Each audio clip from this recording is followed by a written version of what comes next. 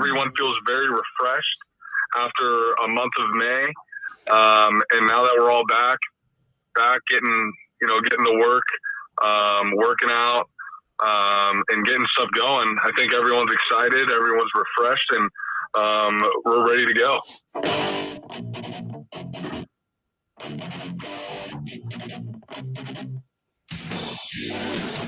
All right, welcome in. That was Cade McNamara on the In the Trenches pod. He's ready to go. They're getting ready to go. We're ready to go here on this Thursday. Dennis Fithian along with Jim Scarcelli, the former Wolverine and Scar.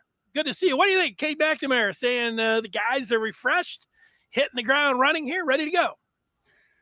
Sounds like he's fired up. They're working hard. Sounds like a confident guy, but he knows the challenges will be great. What do we call June? The summer phase, even though it isn't really summer until June 21st? Mentally as a player, when I think about the month of June, you're lifting, you're running, you've got team workouts, you're running together, lifting. There's a lot of energy in the weight room, and the season is close. You're getting your mind and your body ready for the challenges when you start putting the pads on. But there's a lot of energy and a lot going on. To individually with each player in terms of where they where they stand in the pecking order, and they know either they're starters, they want to maintain their position. They're a young guy, they want to take someone's position, and those are the things that you're thinking about as a player. Yeah, I'm glad you mentioned the word energy. When I heard it last year, I don't want to say I rolled my eyes, but I've heard enough players and coaches out of camp, saying, oh, yeah, this year's going to be different. We're really hitting those sleds, and everybody's got a little jump in their step. So you hear that almost annually. But, last year, when you'd hear Michigan football players talk or coaches, they all were saying the same thing. They're saying the energy's incredible. I'm like, okay, that's great. Energy's incredible. But, they continued to say that. And then you listen to them after the season, after they won the Big Ten, and they were going back and reflecting. Cade McNamara won, Aiden Hutchinson, almost to a man. Any of the coaches, they still were going back and saying, you could really detect it back in spring, the energy that the new staff and the players had, and they were playing music. And so I like to hear that. We're not going to call it a buzzword, but I like to hear that from former players and players since obviously it worked last year. I like to hear that word energy. Let me real quick though, Danny, you got to have it all though. You got to have great players. You got to have great coaching. You got to have, nobody getting injured. They had all of that last year. Energy is one of many factors. Yeah. So, let's just put it in perspective. So we got that part accomplished, and let's hope these guys step up. All these guys that are filling key positions, they got to step up. Yeah. You can say that, but they did get hit with injuries. I'll say that one of their most important players, we play this game every offseason, say what player can they least afford to lose? Usually you go to the quarterback position. I don't think you would say that with this year's team because they got two pretty good ones. But last year, if somebody said, hey, Ronnie Bell, he's really the only proven guy that they have at wide receiver, I think, hey, that's a pretty good, that's pretty good. They lost some of their interior offensive linemen. I think that their best one, and Zach Zinter was banged up. I think Keegan was banged up. Now, I think Blake Corum, missed a couple games in there. I don't know. You're going to have some injuries, but they didn't get I don't know if they were the cleanest that they've ever been in terms of the injury bug. Maybe, games lost to manpower or something like that. Maybe they did. Yeah, we did have some guys go down, and we play. I think the Nebraska game, I think we played 5 guards in that game with all the injuries. That's just a sign of good coaching. That's a sign of good recruiting.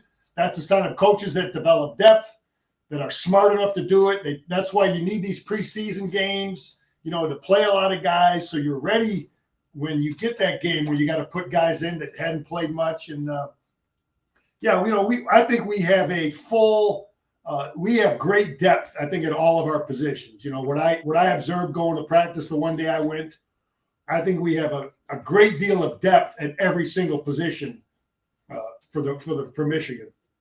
Yeah, and they lost the game, and you could actually point to the quarterback rotation if you want. I know a few people did when they lost to Michigan State, but you could make the case that Cade McNamara was getting thrown around like a rag doll a couple times there in the second half, and that he got his bell rung, and he may not have been available to go back into the game actually when they inserted J.J. McCarthy, and if they hadn't been doing the giving him a couple snaps here and there, who knows what would have happened. Now, like I said, they ended up losing that game, but they may have had a little plan there for the injuries when it came down to the rotation of quarterbacks. But, Scar, we've got a lot to talk about today here, it being June the 9th.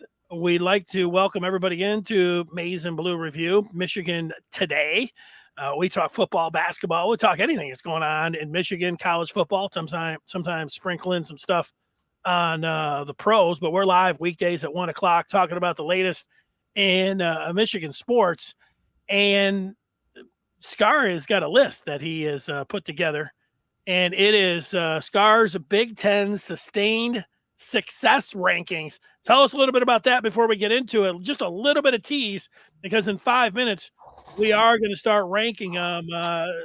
How did you do this? Well, I made my list on difficulty of winning, of building and maintaining a championship team. Okay, we got 14 teams in the Big Ten, and everybody faces different challenges, and because of all the things that are going on. The 7 things I evaluated it on was current talent that they have, the schedule they play, how well are they doing in NIL, in my opinion, the ability to recruit, the tradition, transfer standards. Transfer standards are big. Can they bring guys in? And then the academics. Those were the 7 categories I used to rank in terms of which schools have it tougher to build a program and which schools have it the easiest. If I became someone could, you're a head coach and you got to build this team. There's certain schools that have bigger challenges than others. And that's what I wanted to go over with you here. And, just give some thoughts, get people thinking about who I think has it easier to build a program and who has it the most difficult. I like it. It sounds interesting and it sounds fun. Stay right where you're at, Scar, because before we go any further, I want to tell everybody about our sponsor. And support for Maize and Blue Review is brought to you by Manscaped, who is the best in men's below-the-waist grooming. Their products are precision-engineered tools. And why not join me and Scar and over 4 million men worldwide who trust Manscaped with this exclusive offer for you, 20% off and free worldwide shipping with the code TMBR at manscaped.com. Last weekend, I went to a graduation. I went to a graduation party, and I slipped a little cash. Actually, sent a Cash App, Venmo, I think actually it was, to one of the grads. But both ended up getting the Manscaped's Performance Package, the Ultimate Men's Hygiene Bundle. They'll remember that and remember me forever. It's a great gift for anyone, and specifically graduates. So get 20% off, free shipping with the code TMBR at manscaped.com. 20% off with free shipping at manscaped.com. Use that code TMBR and unlock your confidence. And always use the right tools for the job with Manscaped. And I know, Scar, you got one of those bundles in the mail. What'd you think of it? Outstanding. That's a great gift. Get things cleaned up properly. Get Manscaped. There you go. Well, let's get and put the big board up there of things that we're going to be talking about. We mentioned that we will go over Scar's Big Ten football sustained success rankings.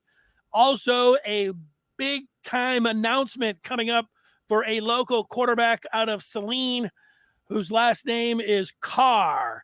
And we're just going to have to ask, I'll try to limit it to 5 questions for you, Scar, surrounding CJ Carr and everything that goes into commitments and rankings and evaluations and a local kid versus an out-of-state kid and all of those kind of things. So hang on to your hat.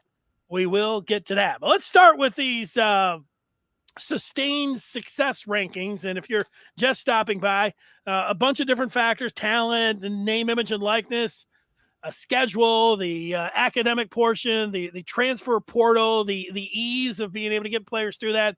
And Scar ranked them. Are you going to start at 14 and go to 1, or are you going to go to? I'm going to tell you the last job I want. The most difficult job is Indiana.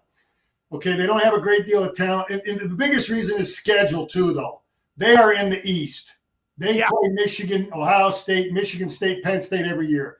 So that's why I have them at the top. They don't have a great tradition. It's tough to recruit. They got to recruit against Penn State and Notre Dame in state, so it's hard. They don't have a I haven't heard much about their NIL. It's a pretty tough school. They brought some transfers in. It's probably not brutally hard to bring transfers, but the main reason I have that job as the hardest job in the Big Ten is because of schedule and because of geography.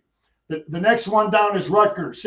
Same reasons. Not a great tradition. They got to face all the big boys in the East. So schedule is again. Now if they get it going there, they could really get the state of New Jersey and New York. They could lock it up if they got that program going.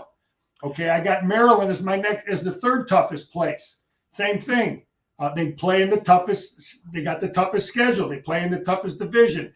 Average tradition. But if they have a recruiting base that really has a lot of athletes, and I've got them as my third toughest to build. And the fourth one is now we go to the other division. I got Northwestern as the fourth toughest.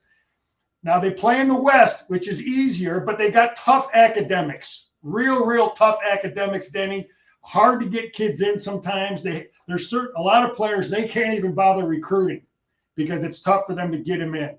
Now, I just wanted to throw those first four at you and let you comment on them. Then I'll review them. I'll go continue down the list. Yeah, I get it. When you're talking about in the East of the teams that you have to play, I get that. The interesting thing about all of those teams is that you go through from Fitzgerald and Mike Loxley and really Allen at Indiana. You have a lot of good football coaches at those places. So if they are ever going to be able to get it done, you would think that at least they have the coaches in place where they might be able to do something.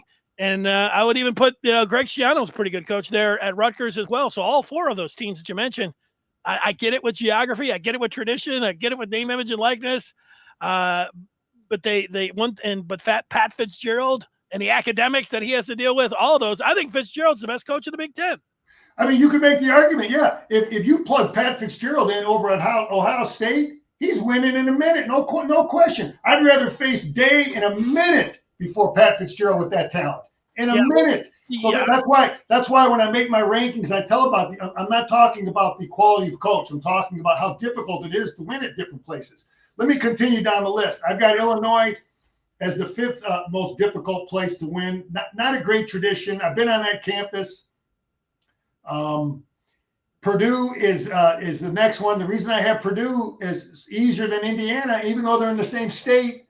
They got the same kind of tradition. Purdue doesn't have that schedule. No. Illinois doesn't play that schedule. They play on the West. I got Minnesota next on down. He's got good talent. He's the only school in that state. That helps them. I got Iowa next on down the line. Same thing. Only school going on. Great tradition. Not many good talent. I've got Wisconsin as my next team down. Wisconsin has, it's good academics, but the only school in the state. Penn State is then my 10th team, and because they got the great tradition, they got really good players, and that's where I'm at in the middle six. Go ahead, Danny, comment on them, then I'll get into my final four. Yeah, well, if you're listening to this, because I think, wow, Penn State, maybe you'd want them a little bit higher, but when you get to the very top, you got to remember, because you're thinking about talent and tradition and schedule and the transfer portal and academics and name, image, and likeness. So remember, it's not just who's the best school right now, and so you're factoring in all of those different things. So let me finish up my list, Danny. All right. this is difficulty to build and maintain a program. I've got Michigan as the 11th team because the reason I don't have them is even though we have the great tradition, even though we have great talent, and we can recruit like crazy, okay, and I have us not as high because of the difficulty bringing undergraduate transfers in. That makes it hard for Michigan. And that's why I'm going to get to the guys that have it easiest next. But Michigan's difficulty bringing undergraduate transfer in is a disadvantage for Michigan.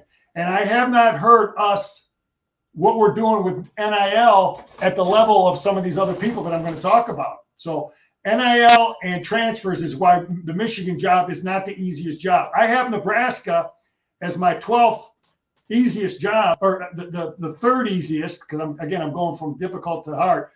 Easy. Nebraska they're the only school in the state. They got great tradition. Their academics, they can bring anybody in. He's brought a ton of transfers in already. So they've got good NIL and they've got the ability to bring transfers in, undergraduate transfers, and he's brought a ton in. I think he's got like 18, 20 of them. Mm-hmm. So that's the third easiest place to win, Nebraska. They're in the Western Conference. I've got Michigan State as the second easiest place to win because they got tradition, they got some talent, but the main two reasons are the NIL. You got Matt, big money, I don't know how to pronounce his last name, giving $500. How you say it? Ishbia. Ishbia is giving out $500 for every football player on that team, and that matters. That makes the Michigan State job easier to build, easier to recruit. And they can bring in transfers that Michigan could never bring in a million years. They can bring undergraduate transfers in, and we cannot do it. And there's a lot of schools in the Big Ten that cannot do it as easily as Michigan State. And I've got Ohio State as the easiest place to win because they got the most talent right now. They got a lot of NIL money. They've got tradition. Their academics makes it easy to get guys in, and so I've got the Ohio State job as the easiest place for, they got good talent. And I think any coach in the Big Ten with that talent would win.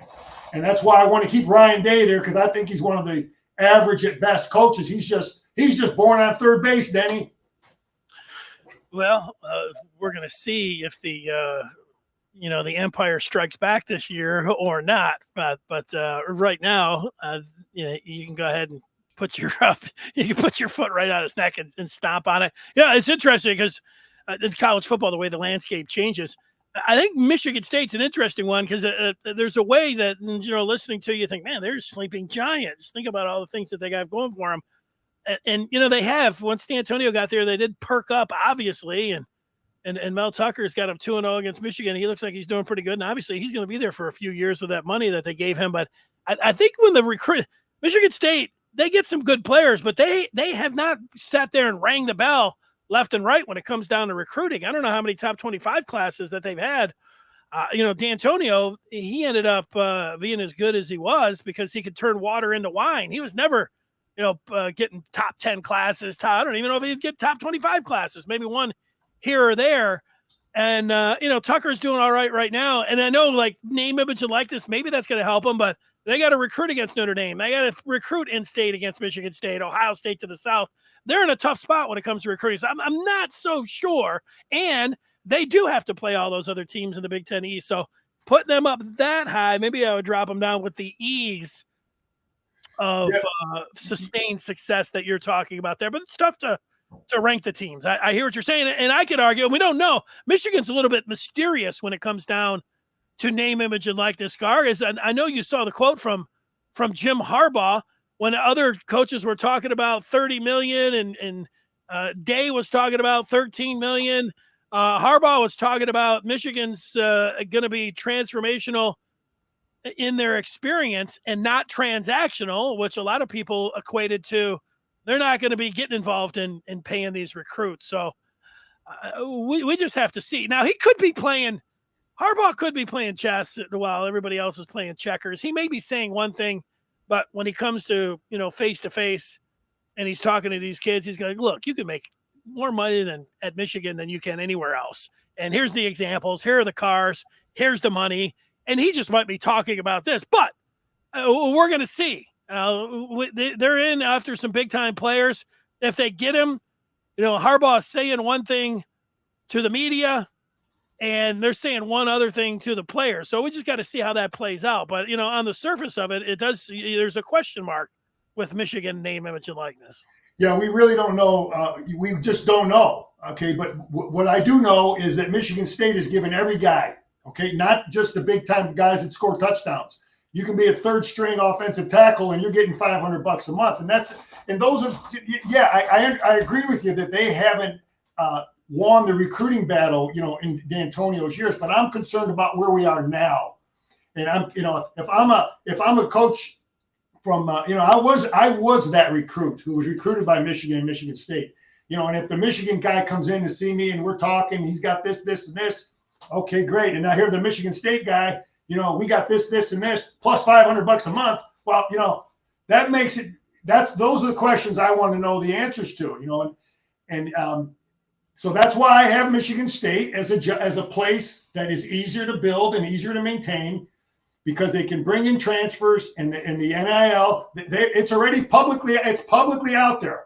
They're giving five. It's not, again, if I'm sitting in that locker room, okay, there's 22 starters, but there's 60 some guys that are on scholarship that aren't big time players, that aren't scoring touchdowns. And are they going to have an access to some of that NIL money? And now we're all sitting there, and that third string guard he's getting $500 just like me as a backup defensive tackle or third string secondary guy. And those things matter, because those kids aren't going to be backups forever. And again, these are things I'm concerned with, that we can maintain and build and recruit against these guys. So that's why I have them as an easy place to build and win. It's good stuff. I know from the Michigan standpoint, when they have brought in some different players here via the transfer portal, but they could be grad transfers. Yeah. Canada. Nice. Yep. Oluwatimi, at center there. The basketball team has done a pretty good job being able to pull some guys in. But you're right. It is if the pool of players, because of your transfer credit, it is like this for everyone else, and for you, it's down here. I mean, that is going to be a disadvantage.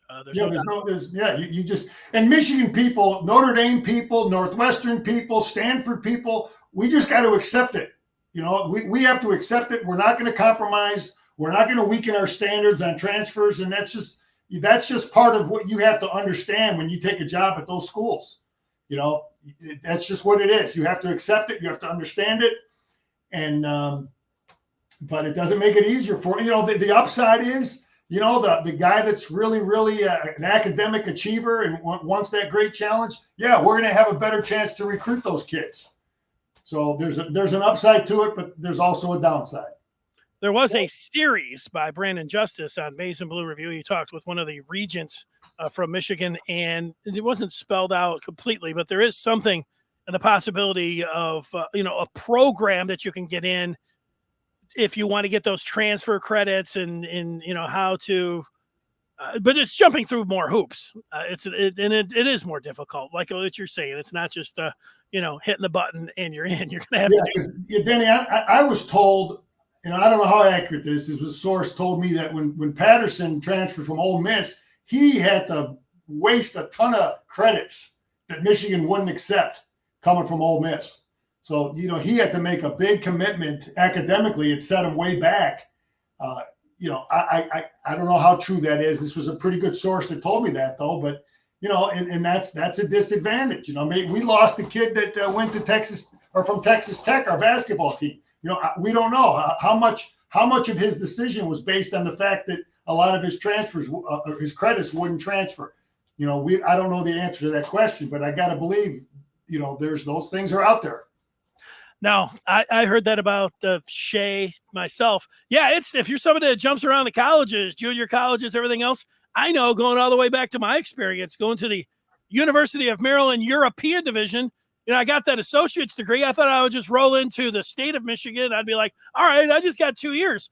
But even at Eastern Michigan, they looked at the transcript. They're like, we're not taking this class. We're not taking that class.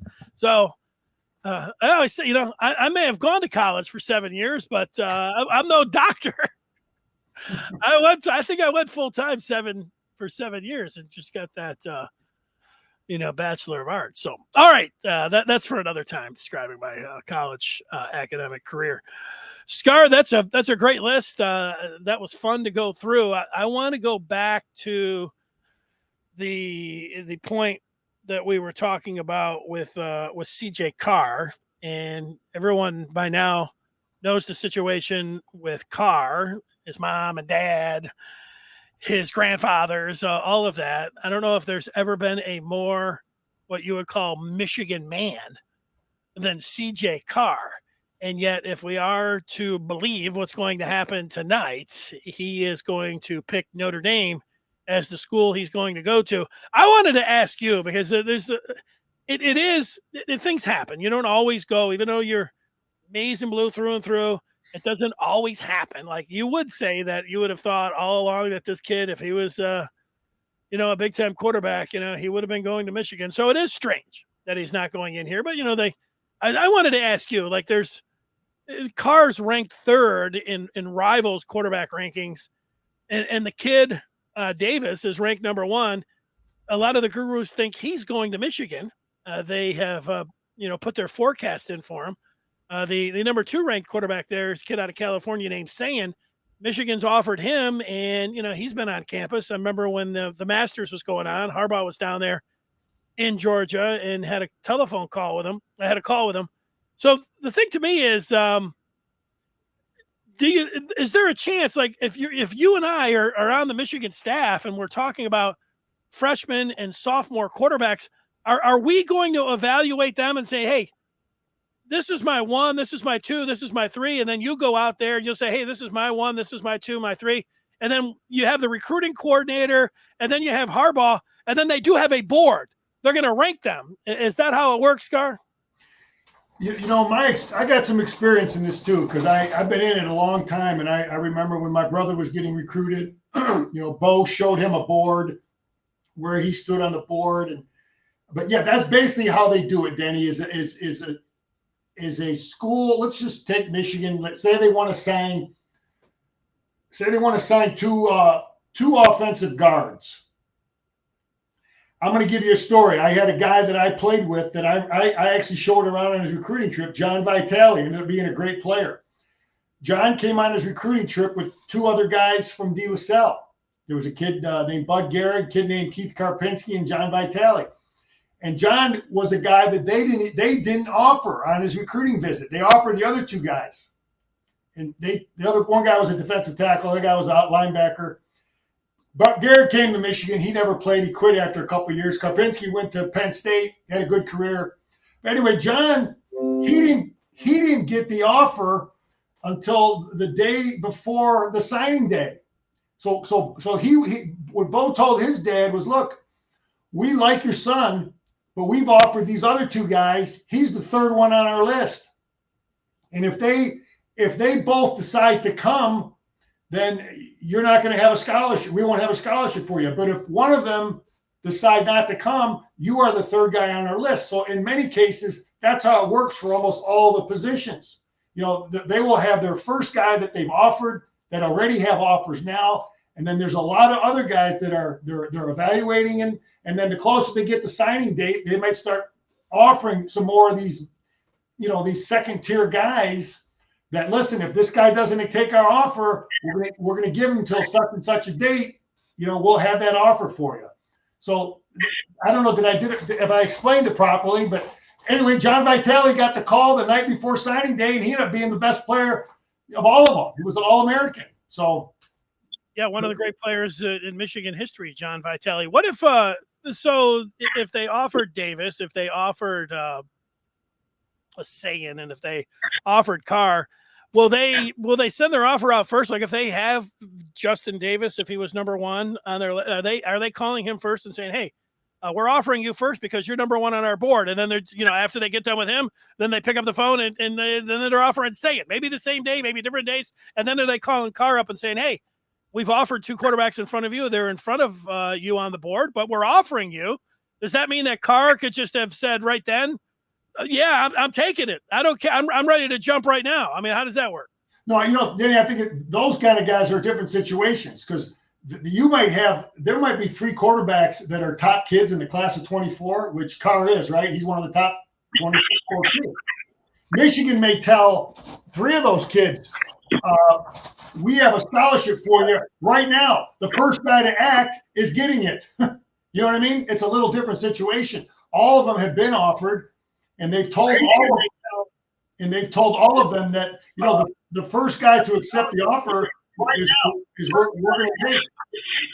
So, that's kind of a different situation than the guys who have not been offered and they get a call late before the signing day. So, do you understand the difference? Yeah, I do. I like it. Tell me a little bit about what you think is. There's a lot of fans saying, "How could the ultimate Michigan man not be going to Michigan?" What do you say? Every man is his own man, Denny, and I totally understand CJ Carr going wherever he wants. I know his dad, great man, high integrity, great coach. I know his father, Jason. I remember Jason as a young kid. I coached against him when he was a player at Catholic Central, and he played at Michigan, and then he became a college coach. So I know his dad well, and great people. And from what I know of those guys, his grandpa and his dad, they're going to tell that kid, CJ, you be your own man. You blaze your own trail. You don't have to do what we did. You can if you want, but you don't have to. So I totally understand that. I've shared before. My brother went to Illinois, and it was totally different from me. I went to Michigan. There's no reason he has to go to Michigan. I just, he's going to take his recruiting visit, and maybe he had a comfort level at Notre Dame. And then, you got to also understand something you and I couldn't, and it was different for me, and you and I couldn't relate to it. But he will always be, Jason Carr's son and Coach Carr's grandson if he goes to Michigan. He's always going to have that narrative, always hanging, always around. Maybe he doesn't want to deal with that. Maybe he wants to start over and start fresh. But, he knows there's going to be competition everywhere because he knows college football because his dad was a coach. So he knows no matter where the heck he goes, he's going to have to battle like heck to compete and get a spot. But I in no way, shape, or form would expect him to do anything, or I would not expect to be able to predict what he's going to do. Put it that way. I have no idea. He's his own man. He's got to blaze his own trail. And I bet you that's exactly what his dad told him. Yeah, I think all that stuff sounds true. It's just from the outside looking in, it's strange because if there was ever going to be a guy that would, you'd say for sure was going to be a Michigan man, it would be this particular Michigan man. But if there were different circumstances, like if Michigan was in dire need of a quarterback, they had not had the season that they had last year. I think the outside pressure in just how the freak out level of people would be a lot more. I still think there's some of that, and it's going to happen. You're going to have that for 24 hours. You're going to have that for a week. You're always going to have those questions. Those kind of things happen. Like if you're going to talk to reasonable college football fans, at the end of the day, they understand that it's a kid's choice. But look, we're talking like people are fanatics, when it comes down to it. So they freak out, and they will over the next 48 hours, and they will at different times when it comes to CJ Carr. But yeah, Danny, we don't know what Coach Freeman told them. We don't know what that depth chart looks like. We know that they have a true sophomore that's starting right now. We do know that. I mean, we know what the depth chart looks. We don't actually know what we're promising. Yeah, and we don't know. We do know some things. Yeah, but I don't know what Notre Dame's quarterback situation is. You say they had a sophomore that started? They had a guy that was a redshirt freshman that was starting for him last year, and he's coming back. He's like, he didn't look very good. The kid that replaced the Wisconsin transfer. So I don't. I know when I was getting recruited, I looked at some of the stuff. I looked at some of the depth charts. And maybe he, I don't know what he's seeing at Michigan. And I just. Hey, look, there's still a chance the kid might come to Michigan. I don't know. No, you're right. I'm just trying to present to our listeners that I've been in that in that situation to some extent, with my brother or this, that, or whatever. And it depends on the kid. I mean, you and I have a mutual friend whose dad played at Michigan, played in the late 40s in a big Hoss, and Hoss was locked in. He was coming to Michigan after they offered him. So Hoss could have went to Wisconsin if he wanted to. That's right. Hoss could have gone to a lot of schools. But the legend, the pride of Trenton, our buddy John Gindia, he chose the same path as his dad.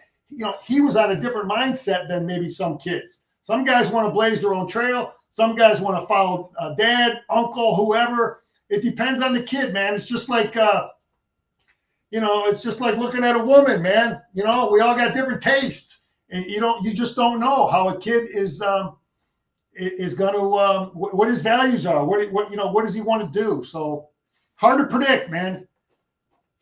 It is. Recruiting is fascinating. As soon as you think you might know something, you try following it and pinning something down, you'll get a big left turn.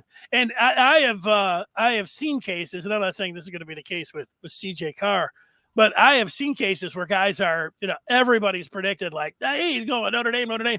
I've seen situations where guys go to bed and they're gold, and they wake up and they're blue. I mean, I've seen that. I've heard of it. I've seen it. It does happen. We'll see if it happens in this situation. He's making his announcement tonight. But the soft landing here for Michigan fans, like I said, there would be a lot more chatter about it. And I don't know how reasonable everybody would be if Michigan wasn't the Big Ten champs, if they didn't have a great situation in their quarterback room right now. Like next year, Michigan's got, if they don't have the best quarterback room in the country, they've got one of the best. They've got the starting Big Ten champ, and they got J.J. McCarthy. The next 2, maybe even 3 years, they could possibly have those two there. So it's an excellent room. They're in with a chance with Dante Moore, who I think would be one of the highest rated quarterbacks that they had ever got if they were able to get a commitment from Moore. So they're in with a chance with him. And then if you look to the two guys that are ranked above CJ Carr in the 24 class, Sand from California and the kid Jaden Davis, there's already a forecast, a couple of them for Davis, the number 1 pro-style quarterback in 24 to Michigan. So, there's not a lot for Michigan. Like they could be like, wait, what's going on here? But then, hey, things are still looking pretty good for the Maize and Blue. Yeah, we'll see how that plays out, man. And I just there's so many things that Carr has to weigh that other recruits don't. That whole shadow of that last name. Is that something a kid wants to deal with? And that's something that, our listeners have to understand. Put yourself in that kid's shoes, and to have to deal with that kind of, burden, shadow, legacy, however you want to word it. But I hope he makes the right decision that works out best for him. Well, what I hope is that Michigan ends up seeing Notre Dame in the college football playoffs in 3 years. And, Michigan either has J.J. McCarthy or Dante Moore coming out at quarterback. And I hope C.J. Carr is on the other side. And Lloyd Carr somehow and Tammy and Jason are sitting over there, wearing Fighting Irish clothes. That would be something. Yeah, I bet the cameras would pick that up. A Lloyd Carr and a Notre Dame hat, Scar. That's right. Let's we get there. That's a great thing for Michigan. That's right. It would be a great thing. Let's even advance a little bit further. Let's have them play in the national championship game, because we know they're not playing on the field again. To what is it? 2033 is what the game is scheduled for. So they got to meet in the playoffs. Yeah, it's down the way there. We go to Oklahoma, Texas. We got another trip to Washington. So they're canceling those games. You think they are?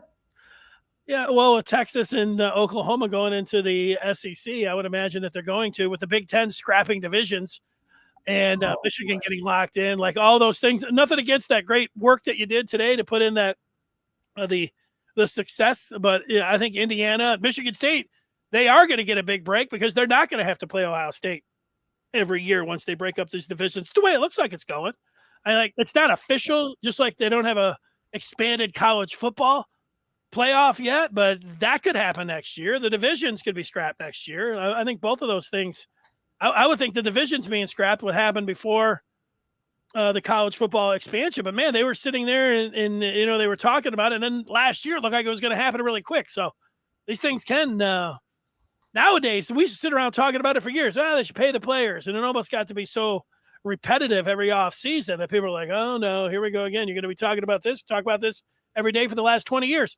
And now, man, it's happening left and right. So, you'll have a new list maybe ready to go next month. Yeah, we'll see how this division thing goes, Danny. I'll play Ohio State every year, but I just don't want to have to beat them twice. I'll leave it at that. That's the only standard I have for it. I do not want to have to beat them twice. One time should be enough. We'll play them every year, but I don't like to have to beat them twice. Well, what you would like and what actually looks like going to happen, I think are going to be two different things. But I'm with you, especially when your other rival, Michigan State's going to get a break every other year. But hey, when it happens, I'll be right there with you, standing in line to complain. There was some breaking news today with college football, and it's a little name, image, and likeness news, sports, business, and journal. If you like, the old baseball cards, the old trading cards, Fanatics is teaming up with Topps, and they're going to release both football and basketball, college football and college basketball cards this fall. They've got the NIL trading card deals with over 100 schools and 200 athletes. So a few Michigan guys would be in there. If you had to pick, I don't know if you were 300, 100 schools. If you had to pick 5 players, Scar, off of Michigan, who you think that they would give a trading card to, who would you pick? If Fanatics and Topps called and said, hey, we need the 5 most popular Michigan football players, who would you give them? Well, that's just it. It's going to be the big name guys, the guys that throw and catch touchdowns. Well, Mike Corum's going to be one for sure. Yeah. It would be the quarterbacks and Corum and maybe a guy like Eric All or I think All's a good one. Are you both quarterbacks? Or for McNamara is going to get one for sure. Yeah, I'm not sure about McCarthy, but maybe. What wide receiver are you going? So we've already got 3. You can only give 2 more. Who's the most popular? I didn't ask you who the best. Yeah. What do you think the most popular wide receiver is? It may be the young guy Anthony. It might be Ryan. He looks the best. I'm not saying he is the best. I'm saying he looks the best in his uniform. And it might be Ronnie Bell coming back, but Zinter might be the best pro prospect out of any of them. But I don't know if they're going to give an interior offensive lineman a trading card. That gets back to my point about what Michigan State's doing. Everybody's getting something, and not just the guys that score touchdowns. And those are the issues that really affect recruiting. But yeah, you got to go with the guys that are going to sell cards, because they might not give one to Mozzie Smith, or Mike Morris. No, they might give it to Will Johnson. You're right, over those 2 guys, because he came in as the 5-star and people there you go. Yeah, the guys that sell cards, but who's really helping us win championships? Maybe it's Uli. How about Uli, the center? Aluskin, yeah. There you go. But again, they want the big name guys. But that's right. It's going to be tough. It's tough when it comes down to the QBs, because you might have to give them 2. Here's Dees, who's got a message for you, because he has your name listed in the message. You can always leave us a message in real time. We'll put it up on the screen. Dees saying, sounds like Scar is thinking that CJ wants to blaze his own trail. It's just that unfortunately his trail isn't very far away, Notre Dame, from one of his forefathers blazed, if you get my drift. I understand that.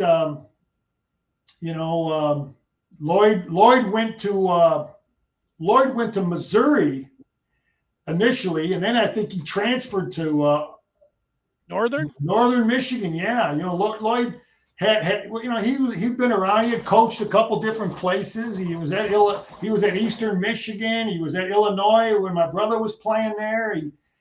I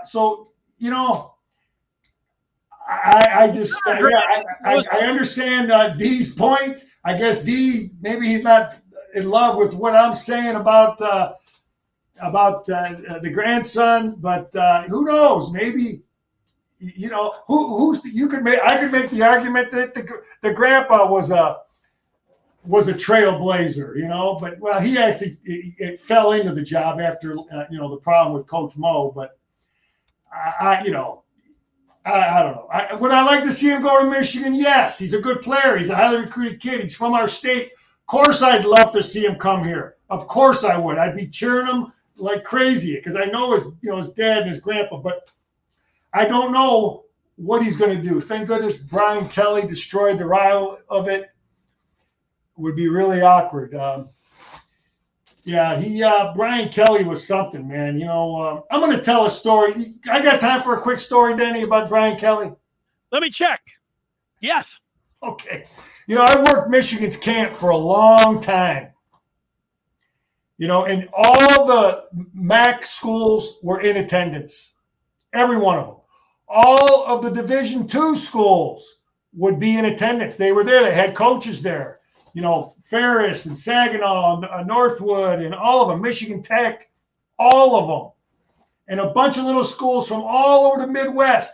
There was one school that was never in attendance. Grand Valley. Grand Valley was not there during the Brian Kelly era. So I asked, I'm going to throw this out there. It's personal, confidential information, but I asked my buddy Jim Herman, who was the D coordinator at the time, who ran the camp. All right. I said, Herm, how come Grand Valley's never here? How come there's no Grand Valley coaches ever at this camp? And he looked at me and he said, and we always heard these rumors. We always heard about Brian Kelly when he was at Grand Valley getting kids from Michigan, Ohio State, Purdue. You remember he used to bring those guys in? I don't know if you remember it, but he had a tradition. He had a reputation of doing that. So he was not invited. Grand Valley was not invited to the Michigan camp because he was notorious for talking to players indirectly who may not have been playing much. You got me? The kid up at South Quad, he's a highly recruited kid. Now he's third string. Or the kid at Ohio State, he's not. You got it? So he was tampering. He was tampering, and that was the reputation. So he and that Grand Valley staff was not invited because I never forget how Jim Herman, my buddy, he said, he just shook his head and said, they're not going to be coming to our camp. Hey, Scar, that's a great story. I want you to ask Jim Herman to validate a story that I heard, and I've heard it from more than one person, but it sounds incredible. Here's the story. The 1997 Michigan-Ohio State game at Michigan Stadium, two, I think, undefeated teams, one of the great games in Michigan history, right? And Charles Woodson had the punt return in that game. It's what I'm talking about. Yep. So Herman's the defensive coordinator. He ended up winning the Broyles Award that year, I think. But if you look, Jim Herman doesn't show up to the sideline until late in that game. And the rumor is that Herman had left his play sheet or his back in the hotel. And rather than having somebody fetch him, he had to go with a police escort back to the hotel. And then after he was already there, ready to go, and I don't know, they run on the field. I don't know about the whole timing of that. But I hear that you could see, if you look close enough, Herman coming sliding in, maybe even missed the anthem, coming in there because he left his play sheet, back at the hotel. I never heard the story, but Jim's a good friend of mine. You talk about recruiting.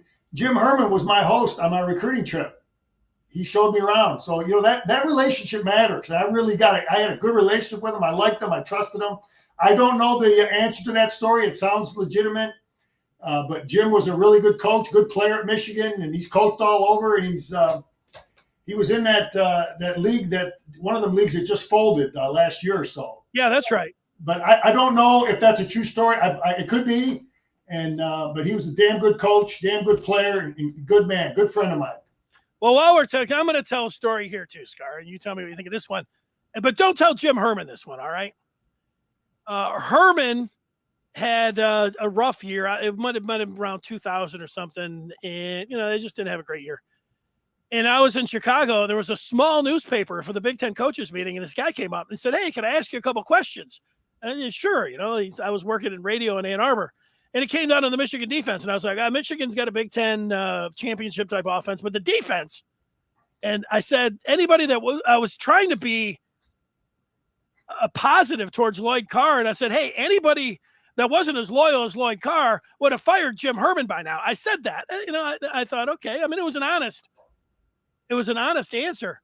Well, the magazine that covers Michigan at the time comes up with this big blow-up quote that says anybody that wasn't Carr would have fired Herman by now, and then it says my name underneath. I didn't see the magazine, but 20 years ago, once in a while, Carr would invite the media to practice, and I was one of only about 5 or 6 members of the media. So, I mean, it's an exclusive company, and I would call all the time, say, I want to go to practice, and they would never get back to me. So when they did, I'm thinking, this is great. I'm down here at practice, and I'm just out there on the sideline thinking, everything's great. I'm here watching practice. I'm big man on campus. I'm feeling pretty good. And then Carr is out in the middle of practice, and he's waving over, and he waves over to me. And I'm like, me? And I'm thinking, Carr wants me to, I'm going out in the middle of the field at Michigan practice. This is pretty awesome that he's singling me out. I'm thinking he's singling me out. He's going to be, hey, guys, you want to tell, 50 and any stories, anything. But that's not how he was bringing me out there. I got right up to him. He got right up into my face and started cussing me out left and right. Really, like you would see an umpire and a manager going face to face. He's in my face. He's telling me I'm an SOB and all of the things. Riot act. And then Willie come back and said, I didn't say all of that. And that just heated him up more. It was one of those things where I got caught with my pants down. I thought for sure I was just sauntering out there. It was going to be like, maybe a pat on the back, but instead, I got an earful because of just like some throwaway comment that I gave to it was a very small newspaper, but it got carried by this Michigan magazine. And, it was in the, Schembechler Hall. And he said, you come into Schembechler Hall, you don't say anything about any of my coaches that way, or that's what you're going to get. So he made his point. Yeah. I know when Jim was coaching, we used to talk, and I remember him talking about Ohio State, some of the good things that Tressel was doing and how hard they were to defend. And I remember, when the spread was getting popular, talking to Herm, and how difficult, because I remember we beat Northwestern like 50-40. Remember one time up there, there was a ton of points scored. I think Michigan lost to him with Henson, and Damian Anderson ran wild. And all of that being said, Anthony Thomas fumbled the ball. Nobody even hit him. I think it was a 50-49 game that Michigan lost. Yeah, well, that was the game where I remember, he said, hey, this spread stuff was new, and it was new at that time. And I remember talking to him, about some of the challenges defending that stuff. So, hey, Lloyd's going to defend this guy. You got to tell a story. So, you know what? It is what it is, man. Maybe that when I was playing, there wasn't no media at practice. Bo I think he used to let one guy, Wayne DeNeff. You remember Wayne DeNeff? Did he go on to be the Big Ten commissioner? No, it wasn't Wayne. It wasn't that Wayne DeNeff. It was Wayne something. There was one guy, I think he wrote with the Ann Arbor News. I think there was the only guy that was allowed to come to practice. Bo pretty much had a good handle on who was coming to practice. He didn't let Wayne was the guy's name, not Wayne DeNeff. What the hell was his name? Anyway, he didn't have too many people coming into practice. No. Lloyd said at one point, like, I thought I was supposed to have a hostile relationship with the media. And he learned that from Bo. I was with Bo, like with you, even if you were a student across the street, had like one of the upstairs flats that, he'd be putting up, he would be telling people, you can't be up there. They live there, hey, get down, like for the practice, or if they're up on the overpass. I remember that, man. He would send, we'd be out there practicing, and he would send John Falk, go up there and see what's going on in that window up there. I saw that window, I love him for it, but he had the ultimate us against everybody mindset.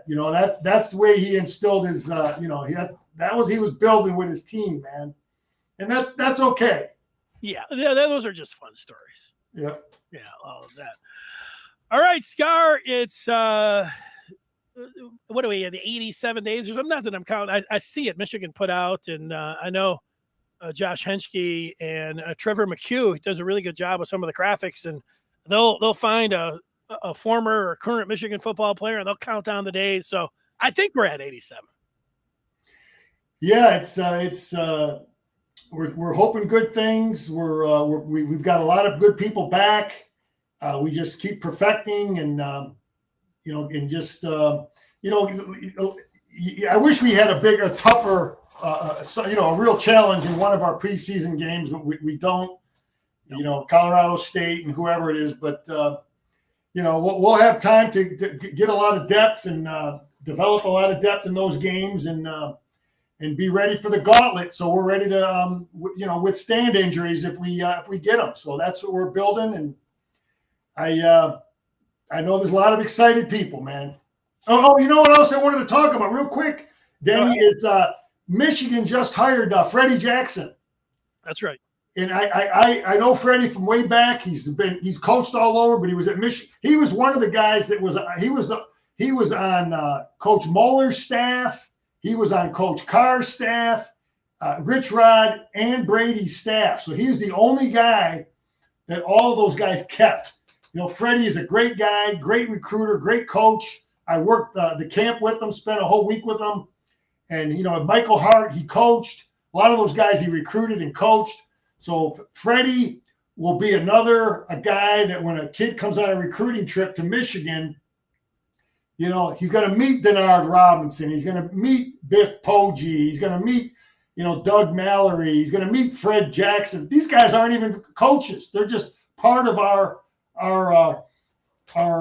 team of recruiters that we have there that can, help make a difference in getting a guy to come to Michigan. So Freddie will be another guy, another voice that could possibly convince a kid to come to Michigan. Scar, I got to tell you, way back in the day when I worked at Michigan, Fred Jackson was a coach. He was the running backs coach at Michigan, I think assistant offensive coordinator. But I always thought that he was just feeding me lines. Like he would always I'd say, hey, Fred, what do you think of, this kid coming in from Louisiana, the Louisiana touchdown machine? He said the A-Train, Anthony Thomas, he's going to be a great back, and he'd say he could catch the ball out of the backfield. And I'm like, oh, wow, Fred's really high on Anthony Thomas. And the next guy would come in to be Chris Perry. I'm like, hey, what do you think about this Chris Perry is tough. You could give him the ball 50 times a game. And I'm like, all right. He's embellishing a little bit. Well, Chris Perry was a great back. And then when Mike Hart, who wasn't really heralded out of Onondaga, wherever, New York, wherever he came in from, and I'm like, what about the little guy? He's like, oh, this guy. Well, I'm going to tell you something about Mike Hart. And at that point, I'm thinking, every guy, can't be the greatest, running back of all time, Fred. But you know what? Fred was right on all those guys. He was actually shooting me straight. All of his guys were great. I just thought, that he was, giving me one of those, every single guy that came out of my mouth was great. They just all happened to be great. Yeah, he's a high character coach, and he will be a factor down there, man. He was he was in high school coaching for the last 4 or 5 years because he was working at Ypsilanti with the guy I know, and he had because I was talking to him about high school coaching. It's a different deal, man. And he got a little taste of it, and but he's back with Michigan and as one of those analysts, and he will be a factor, man. He will be just like Denard. You come on a recruiting trip, you meet those guys. Those are guys that are going to contribute. Remember what I told you, Denny? When you come on a recruiting trip, you don't just meet one guy. You take in the whole scene, man. You meet a lot of people. It's not just the recruiting coordinator. It's you meet all these guys, and so it's all they're all hitting them with different guys coming to them, talking. And Freddie will be a factor. Well, Scar, I want you to be a factor on our TikTok page. I'm going to call you out. You see some of the thumbnails here. I noticed that you're not following Maize and Blue Review on TikTok. So I want to get that done. I also want to encourage everybody to give the gift to the Maize and Blue Review. Join up. It's a great gift. You're a Michigan fan. You should be there anyways. It's night and day. What Scar and I have just talked about for the last hour, that's going on all day, all night. Maize and Blue Review. So join up there and be like Scar. I'm going to keep pushing him. I don't think he's going to do it this week. And if he doesn't do it this week, I'm going to be pushing him next week to get TikTok up there and follow Maize and Blue Review. So Scar, great job. Anything else that we didn't cover that you wanted to get to? No, we got a chance with CJ. We'll find out. We'll see what he does. I'd love to see him at Michigan. I just want to make that point. I would love to see him at Michigan. Don't know what he's going to do. I understand if he comes with us. I get it. If he goes somewhere else, I get it. But go Blue. See you next week. All right, there he is, Jim Scarcelli. Thanks, everybody. We'll be back here